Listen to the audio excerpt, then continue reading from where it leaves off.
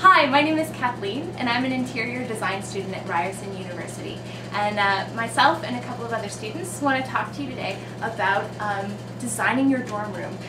The key thing is, break the rules. If you come in and your furniture is a certain way, move it around. You can change things. Put your bureau in the closet to maximize your floor space. Do whatever it takes to make your space feel like home. Alright, so before we get started, I'm just going to give a bit of a disclaimer. There's obviously going to be rules about your dorm room, like don't put holes in the walls, don't paint your walls. You may not want to paint your walls because that's a big project to undo, but if you do put holes in the walls, bring some wood filler, fill in those holes, sand it, make it look new, make sure that you can get your security deposit back.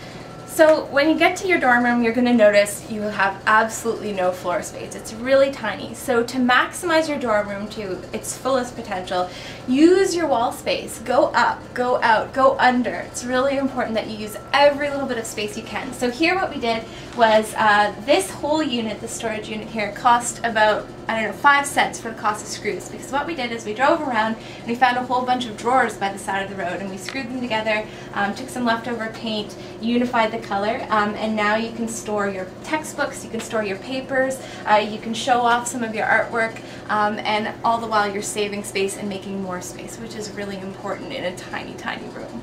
Obviously you want to feel like you're at home, so make yourself a little cozy area. Here, this is a really cheap armchair we got at IKEA. It's the cheapest one they carry, but it's really comfortable. You can sit there, read your textbooks, talk to your friends.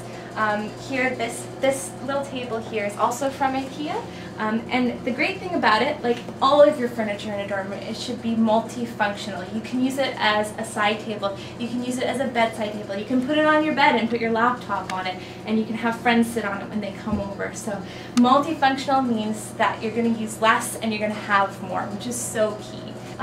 Keeping your colors unified too. You don't want to use a million different colors in your space. Try and keep it neutral, try and keep it muted, because if you do, it's going to look a lot bigger.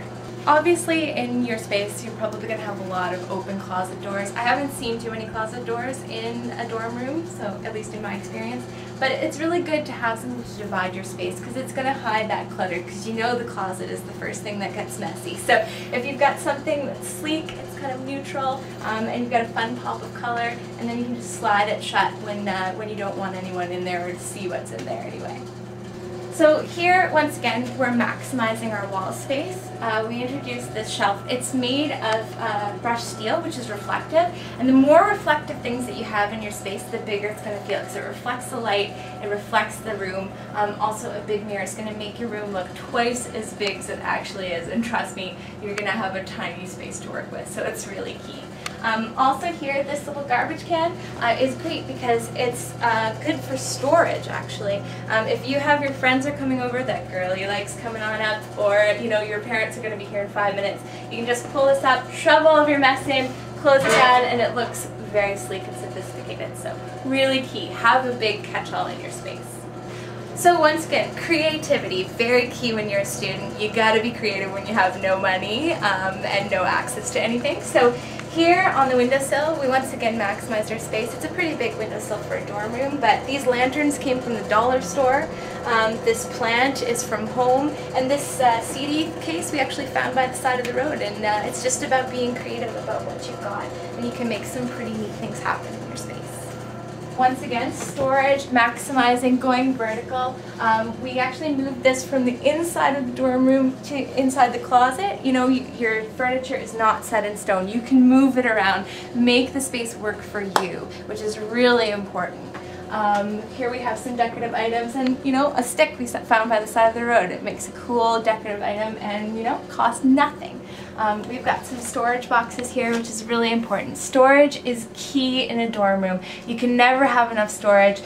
These boxes cost a couple of dollars each. The shoe organizer was $2 at the dollar store. It's really, really cheap, and it's going to make a world of a difference to the clutter in your space. So artwork. Artwork is where, you have your self-expression, you say who you are, but the difference between artwork in your high school room and artwork in your university room is it's gotta look sleek and adult. So, you know, unify it. We use these clipboards because, you know, as you're in university, your tastes change, your friends change, your mind changes all the time. So with the clipboards, you can change your artwork too. You just take one piece down, put another piece up, and you have a whole different look to your space. And frames. Frames are so key. That's the key in making your artwork look a little bit more sophisticated. You can find big frames for less than $20 at IKEA. You can find them at the dollar store. There's no excuse. Use a frame. It makes your artwork look amazing.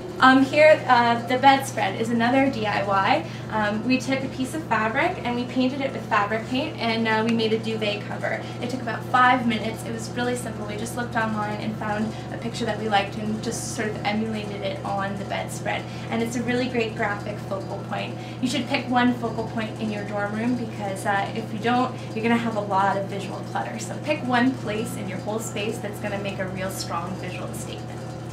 Here's another do-it-yourself. This one's really easy, and I promise you it costs no money. We took toilet paper rolls, we saved them up, and then we painted the inside of them, cut them into pieces, and made these two little flowers for the vignette.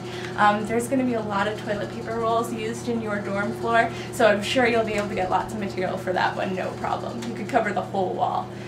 So those are just a few of the little projects that you can do for your dorm space.